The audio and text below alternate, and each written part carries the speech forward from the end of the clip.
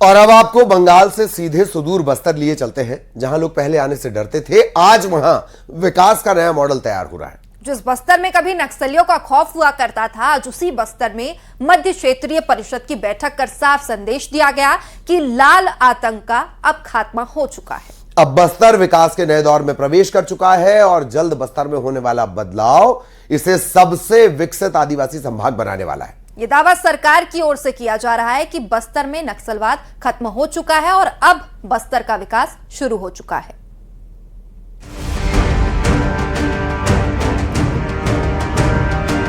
छत्तीसगढ़ के बस्तर जिले का जगदलपुर आज एक बेहद खास और ऐतिहासिक आयोजन का गवाह बन गया है। केंद्रीय गृह मंत्री अमित शाह की अध्यक्षता में मध्य क्षेत्रीय परिषद की 26वीं बैठक की गई। इस हाई प्रोफाइल मीटिंग में छत्तीसगढ़ के मुख्यमंत्री विष्णुदेव साय के अलावा मध्य प्रदेश के सीएम डॉक्टर मोहन यादव, उत्तर प्रदेश के सीएम योगी आदित्यनाथ और उत्तराखंड के सीएम पुष्कर सिंह धामी भी शामिल रहे।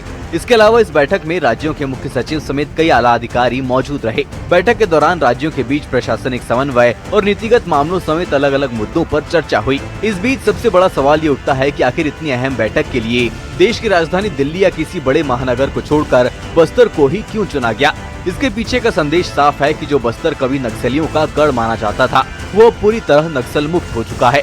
और इस बैठक के जरिए केंद्र सरकार और छत्तीसगढ़ की प्रदेश सरकार ने पूरे देश को साफ संदेश दे दिया है कि बस्तर अब लाल आतंक से मुक्त है। मैं आज स्पष्ट कह देना चाहता हूं, विकसित बस्तर के बगैर विकसित भारत का संकल्प अधूरा है। और मैं विश्वास से बस्तर वालों को कहकर जाता हूं, नक्सलवाद अब समाप्त हो गया है। छत्तीसगढ़ सरकार और भारत सरकार की जिम्मेदारी है, आपका नुकसान जो 50 साल में हुआ है उसकी भरपाई हम तेजी के साथ यही 3-4 साल में कर आपको बाकी के देश के समकक्ष लाकर विकसित बस्तर का संकल्प हम पूरा करें। इस बीच आपको 5 बड़े कारण बताते हैं कि आखिर इस बैठक के लिए छत्तीसगढ़ के बस्तर को ही क्यों चुना गया। नक्सलवाद के खात्मे का कड़ा संदेश, विकास की मुख्य धारा से जोड़ने की पहल, छत्तीसगढ़ से दूसरे राज्यों का तालमेल, आदिवासी इलाके को विकसित करने का संदेश, निवेश के नए रास्तों पर फोकस। बस्तर की जनता में उत्साह, विश्वास और भविष्य के प्रति आश्वस्तता का वातावरण सर्वदूर नजर आता है।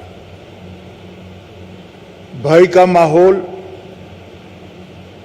बंदूकों के साये में जीवन जीने का औथार आज समाप्त होकर एक मुक्त सांस पूरा बस्तर ले रहा है। छत्तीसगढ़ की कांग्रेस सरकार ने नक्सल उन्मूलन अभियान में हमारा सहयोग नहीं किया था। 13 दिसंबर 2023 में यहां भाजपा सरकार बनने के तुरंत बाद हमने बस्तर में बचे हुए नक्सलवाद को समाप्त करने के लिए फिर से कवायद की। सुरक्षा बलों के पराक्रम, साहस और उनके बलिदान के कारण 31 मार्च 2026 की जो तिथि तय हुई थी, उसके पहले देश से नक्सलवाद का संपूर्ण उन्मूलन हो चुका है।